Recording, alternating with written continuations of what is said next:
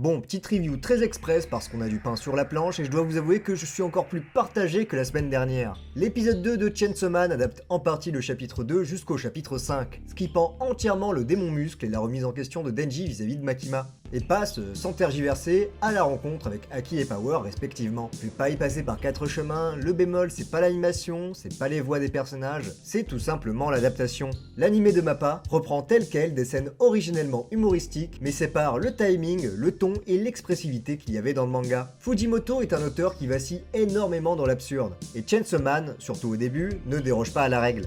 Dans cette adaptation, seuls les dialogues sont conservés. Ce qui était une parodie des tropes classiques du shonen sont pris à leur plus premier degré dans cette adaptation, changeant radicalement l'expérience entre la lecture et le visionnage. On pourrait s'en féliciter, tant mieux qu'on dirait, liberté d'adaptation même.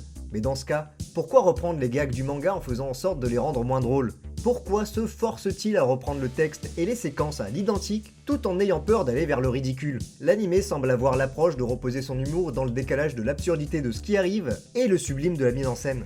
Et ça ne marche pas entièrement. Par contre, s'il y a une scène qui réussit ce défi, c'est la révélation de Denji pour les seins, avec une musique inspirante et un plan calqué à Evangelion. Chapeau bas, là c'était marrant en restant subtil.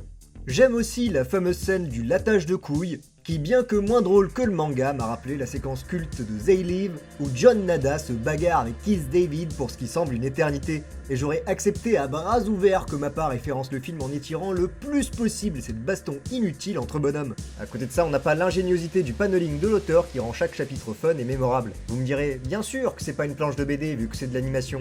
C'est vrai, mais ça reste un art séquentiel, qui donne une illusion de comment imaginer le temps d'une action. L'animé papillonne sur plein de pages qui passent pour des instants, tout en l'intégrant dans la continuité de l'épisode comme si c'était un moment comme un autre. Ça peut être de simples expressions ou un timing. En conclusion, on ne sort pas de l'histoire dramatique du postulat de base.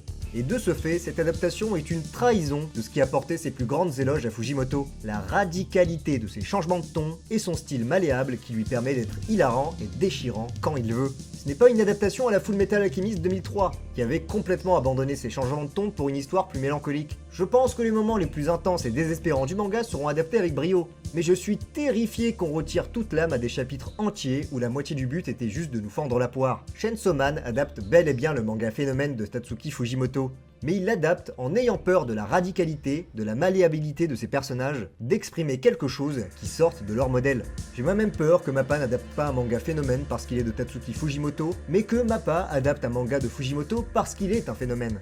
Les moyens derrière cet animé sont au-dessus de la normale. Le second ending renvoie d'ailleurs à l'ampleur du succès de Chainsaw Man. Beaucoup d'artistes différents vont se réunir pour donner leur vision à chaque générique de fin, et je suis très content qu'il n'y ait pas d'écran noir comme l'épisode précédent. L'épisode est toujours bien animé, toujours immersif, l'épisode fait sourire, mais faut comprendre que le manga a ce petit quelque chose qui fait vraiment rire. Et je pense qu'aucune personne découvrant avec l'animé n'y verra quelconque inconvénient. Je pense qu'un nouveau venu sera même impressionné par les moyens et la production qualitative de Chainsaw Man. Mais ce n'est pas le Chainsaw Man dont tout le monde parle. Ce deuxième épisode confirme quelques-unes de mes craintes et permet déjà de déduire que l'anime ne sera pas un substitut équivalent au manga. Pour ceux qui l'ont déjà lu, c'est une curiosité sympathique qui leur permet de retrouver des personnages qu'ils adorent. Pour les nouveaux, ils vont certainement passer un très bon moment, mais au final, être déçus de ne pas voir ce qui a été vendu comme l'alpha et l'oméga des animés japonais. Peut-être que c'est moi qui suis pas habitué aux reviews à chaud sans avoir le temps de digérer. Peut-être que c'est Fujimoto lui-même qui désire avoir une version qui servirait de divertissement plus mainstream. Je ne sais pas si je ferai des reviews pour les épisodes suivants. Je n'aime pas trop dire des choses négatives, surtout que j'ai globalement apprécié l'épisode, bien que je trouve ça très inférieur au manga. Je pense revenir peut-être la semaine prochaine si j'ai du temps, ou si un épisode me marque particulièrement.